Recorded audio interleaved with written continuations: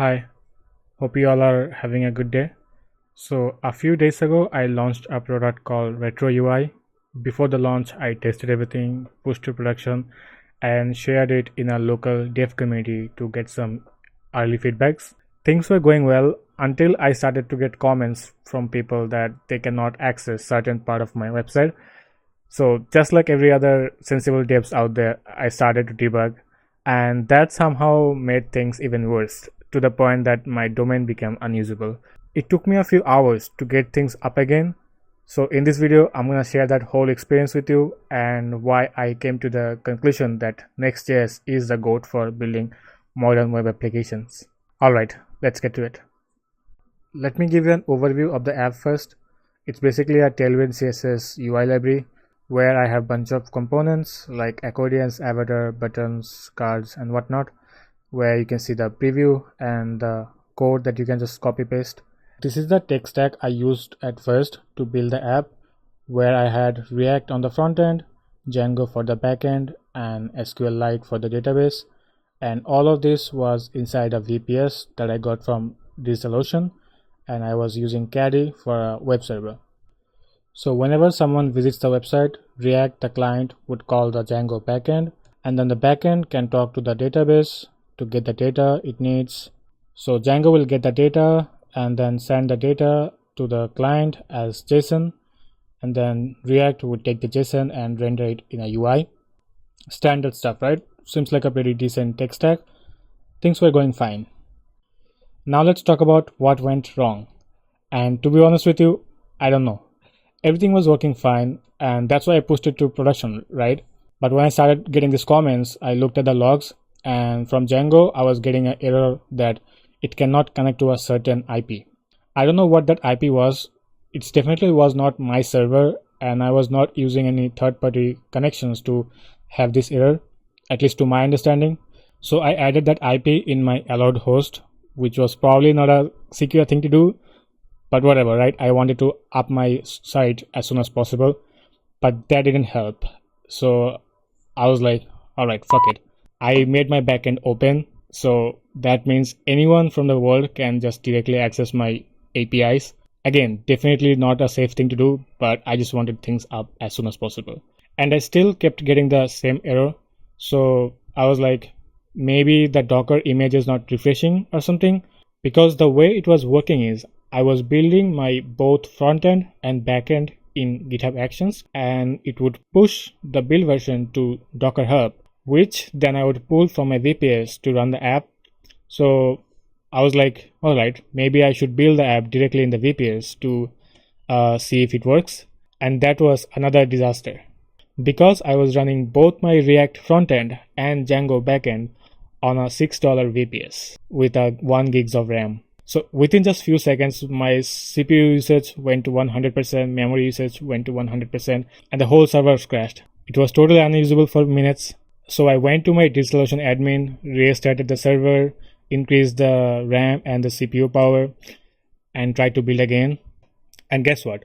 My domain HTTPS stopped working, because I was using Caddy as my web server, which gives you free SSL certificates, but you can only get 3 a day. So while I was building the app, I was also rebuilding Caddy, and somehow it requested more than 3 SSL certificates, and basically I started to get error that I cannot request more SSL certificates with that domain within next 24 hours.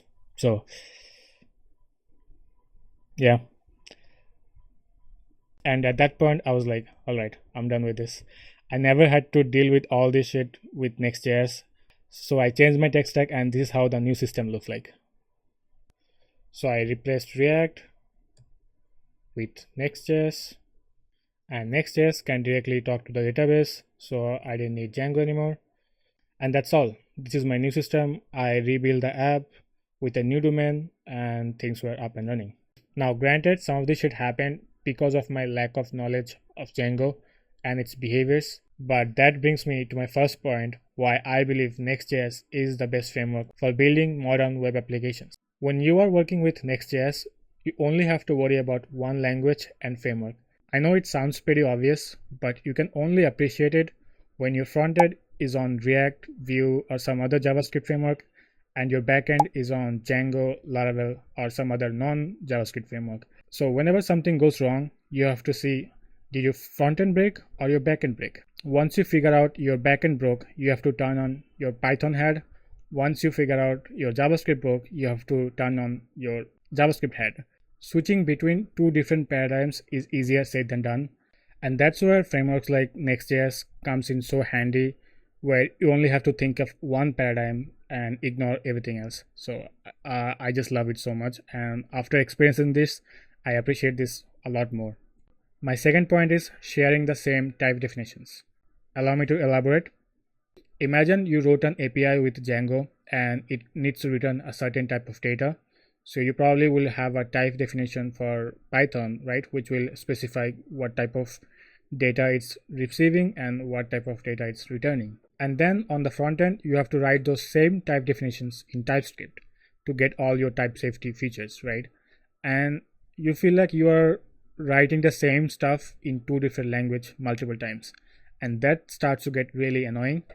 I really love how in Next.js you can have one type definition, and both on your backend on front end you can share. This saves so much time that you will really miss if you have two different front end and backend frameworks. My third and last point is, a lot of times you will need almost 2x resources, and not just for hosting, in many other ways as well. Like for example, when I had both Django and React, my GitHub Actions build time used to be more than 2 minutes. But when I moved to only Next.js, it came down to less than 2 minutes. So you can imagine now on every production push, I'm saving like 30 seconds or more. So that not just saves time, but also saves cost because you need to pay for GitHub Action, right? Another example is Docker Hub.